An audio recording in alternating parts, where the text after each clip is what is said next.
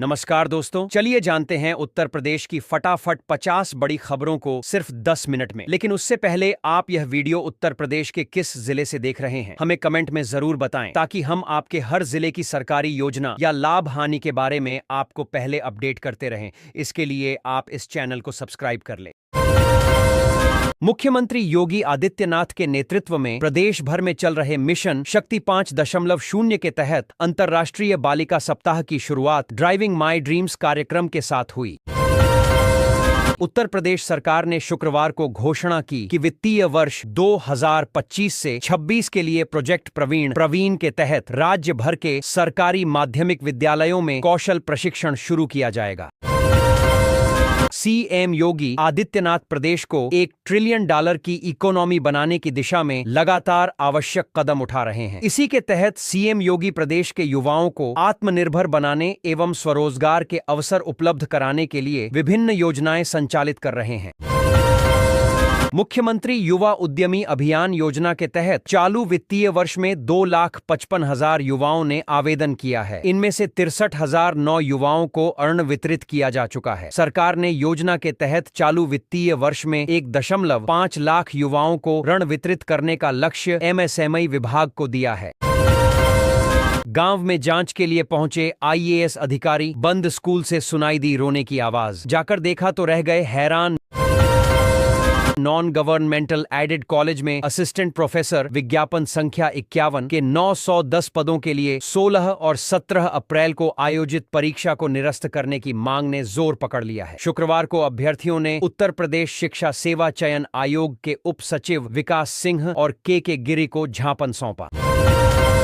तेज बारिश की वजह से यूपी के इस जिले के सभी स्कूल रहेंगे बंद। डीएम ने दिए निर्देश। यूपी के इस जिले में 30 किलोमीटर लंबी एक और रिंग रोड का होगा निर्माण। किसानों को जमीन का दिया जा रहा बम्पर मुआवजा। 8वीं क्लास की छात्रा बनी 1 दिन की बीएसए। फतेहपुर में महिलाओं को मिला सशक्तिकरण का मंच। यूपी के यात्रियों के लिए नई सौगात। लखनऊ जंक्शन से सहारनपुर के बीच कब से दौड़ेगी नई semi high speed Vande Bharat. कक्षा 1 से 8 तक पढ़ाने वाले शिक्षकों के लिए टीईटी अनिवार्यता ने जो मुश्किलें खड़ी की हैं, उसे लेकर उत्तर प्रदेश के यूनाइटेड टीचर एसोसिएशन यूटा ने उस कानून की वैधानिकता को ही सुप्रीम कोर्ट में चुनौती दे दी है, जिसमें शिक्षकों के लिए न्यूनतम योग्यता में टीटी को शामिल किया गया है। विकसित उत्तर प्रदेश के लिए अब तक मिले 21.5 लाख सुझाव। संभल, महाराजगंज और जौनपुर से सबसे आगे। पेराई सत्र 2025 से 26 के लिए समिति सदस्यता की अंतिम तिथि को 10 अक्टूबर तक बढ़ा दिया गया है। पूर्व में 30 सितंबर तक सदस्य बनने का समय दिया गया था। अब वंचित रह गए किसानों को सदस्य बनने का अतिरिक्त अवसर प्रदान किया गया है। ग्राहकों को नहीं मिल पा रहा जीएसटी की घटी दरों का लाभ। पुराना स्टॉक का बहाना बनाकर राहत से दूर उपभोक्ता। उत्तर प्रदेश के मुख्यमंत्री योगी आदित्यनाथ की पहल पर राज्य में चलाया जा रहा मुख्यमंत्री युवा उद्यमी विकास अभियान युवाओं की पहली पसंद बन गया है। यह जानकारी शुक्रवार को जारी एक आधिकारिक बयान में दी गई। प्रधानमंत्री उच्चतर शिक्षा अभियान पीएम उषा के अंतर्गत प्रबंधन, निगरानी, मूल्यांकन, शोध एमएमआईआर गतिविधियों के लिए 80 लाख रुपये की वित्तीय स्वीकृति जारी हुई है। उत्तर प्रदेश में महिलाओं के लिए जबरदस्त भर्ती आने वाली है। यूपी सरकार आंगनबाड़ी कार्यकर्तियों के 7,952 और आंगनबाड़ी सहायिकाओं के 1,12,554 खाली पदों को भरने की तैयारी कर रही है। उत्तर प्रदेश में आज सोने चांदी के दाम में गिरावट देखने को मिली है। सर्राफा बाजार में आज यानी 4 अक्टूबर को 24 कैरेट सोने की कीमत 1,14,710 रुपए प्रति 10 ग्राम हो गई है, जो कि हाल के कुछ दिनों की तुलना में कम है। लोगों की सेहत से खिलवाड़ कर रहे कथित झोलाछाप डॉक्टरों के खिलाफ प्रशासन ने सख्ती शुरू कर दी है। जिलाधिकारी के आदेश पर सीएमओ ने नोडल अधिकारी की टीम बनाकर छापेमारी अभियान शुरू किया है। मंगलायतन विश्वविद्यालय के university innovation and incubation centre UIIC के तत्वावधान में विद्यार्थियों के दल ने ग्रेटर नोएडा में आयोजित यूपी इंटरनेशनल ट्रेड शो का शैक्षणिक भ्रमण किया। यूपी में आंगनबाड़ी केंद्रों में शिक्षा का होगा डिजिटलीकरण। 1.5 करोड़ से अधिक बच्चों के पोषण की होगी निगरानी। उत्तर प्रदेश 2027 विधानसभा चुनाव को लेकर राजनीतिक पार्टियां अपनी अपनी तैयारियों में जुटी हुई हैं, लेकिन उससे पहले पंचायत चुनाव होना है, जिसे विधानसभा चुनाव का सेमीफाइनल माना जा रहा है। पीजीटी के बाद टल सकती है टीजीटी की भी भर्ती परीक्षा। 8,68,000 अभ्यर्थी फिर करेंगे इंतजार। खुशखबरी, आरडीए की पहली व्योमकेश आवासीय योजना को रेरा से मिली मंजूरी। 1,300 भूखंडों का होगा आवंटन।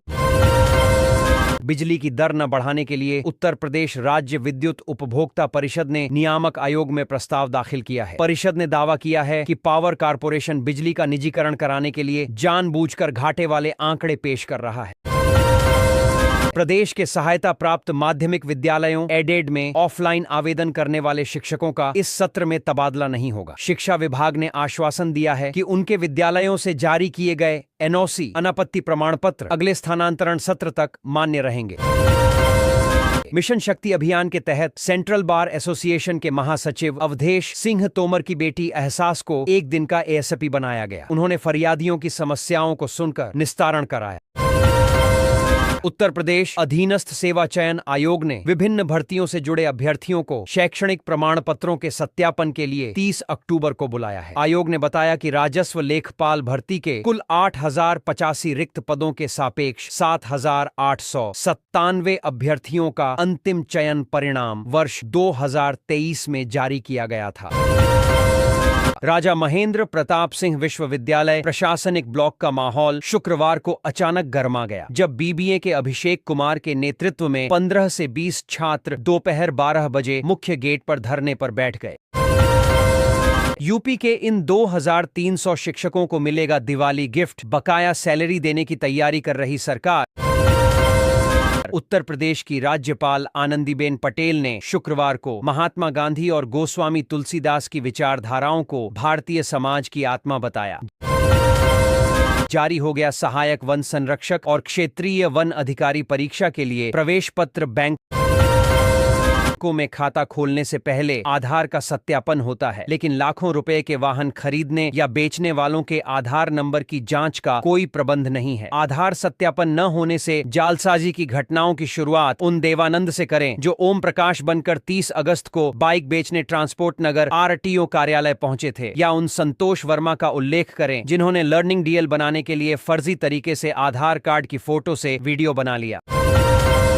लोकसभा विधानसभा चुनाव लड़कर नहीं दिया। खर्च का ब्यौरा यूपी 127 राजनीतिक दलों पर होगा। चुनाव आयोग का एक्शन। दिवाली से पहले सभी जिलों में लगेगी वन डिस्ट्रिक्ट वन प्रोडक्ट की प्रदर्शनी। सीएम योगी ने दिया आश्वासन। उत्तर प्रदेश में मृतक आश्रित कोटे में नौकरी पाने वाले के लिए अब सुप्रीम कोर्ट से बड़ा झटका लगा है। दरअसल सुप्रीम कोर्ट ने एक मामले की सुनवाई करते हुए बड़ा आदेश जारी किया है। उत्तर प्रदेश के माध्यमिक विद्यालय शिक्षकों और प्रधानाचार्यों की भारी कमी से जूझ रहे हैं, जिसका असर न केवल छात्रों की पढ़ाई पर पड़ रहा है, बल्कि स्कूलों की प्रशासनिक व्यवस्था भी चरमरा गई है। यूपी में अब धर्मांतरण गिरोह की खैर नहीं, अलर्ट हुई खुफिया एजेंसियां। कई संदिग्ध पुलिस की रडार पर। बरेली में हाल ही में हुए लाठीचार्ज की घटना के बाद समाजवादी पार्टी ने राजनीतिक मोर्चा संभाल लिया है। पार्टी अध्यक्ष और उत्तर प्रदेश के पूर्व मुख्यमंत्री अखिलेश यादव 8 अक्टूबर को बरेली होते हुए रामपुर जाएंगे, जहां वे रास्ते में लाठीचार्ज से प्रभावित मुस्लिम परिवारों से मिलकर उनका हालचाल जानेंगे और घटना की पूरी जानकारी लेंगे। प्रधानमंत्री आवास योजना ग्रामीण का लाभ पाने से वंचित रह गए पात्रों की पहचान के लिए आवास प्लस की समय सीमा एक बार फिर बढ़ा दी गई है। अब 14 अक्टूबर तक पात्रों को चिह्नांकन का काम किया जाएगा। मुख्यमंत्री योगी आदित्यनाथ ने गुरुवार को गोरखनाथ मंदिर में अपने आवास के प्रथम तल पर आयोजित कार्यक्रम में राष्ट्रपिता महात्मा गांधी व लाल बहादुर शास्त्री को उनकी जयंती पर श्रद्धा सुमन अर्पित किया। दिवाली का त्योहार नजदीक आ रहा है और इस शुभ अवसर से पहले उत्तर प्रदेश की योगी आदित्यनाथ सरकार ने लाखों महिलाओं को एक बड़ा तोहफा दिया है। मुख्यमंत्री योगी आदित्यनाथ की सरकार प्रधानमंत्री उज्ज्वला योजना PMUY की महिला लाभार्थियों को मुफ्त LPG सिलेंडर वितरित कर रही है।